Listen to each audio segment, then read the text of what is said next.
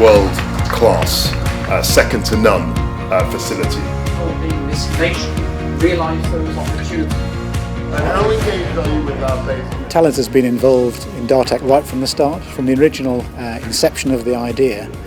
We realised that the future of aviation was going to be digital.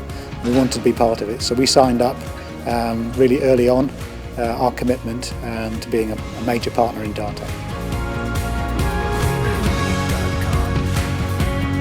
They've been able to develop awareness and empathy around these conditions. So the importance of digital aviation research is to be able to open up the whole of the aviation ecosystem, and that's really about connecting the various elements, particularly the airport, the aircraft, the airlines and the airspace. And by connecting them together we can get the true economic and social benefit.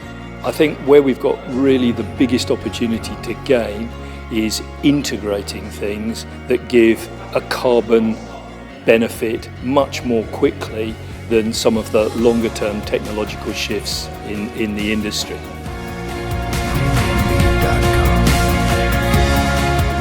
I think it's really brilliant thinking, great professors, great academics.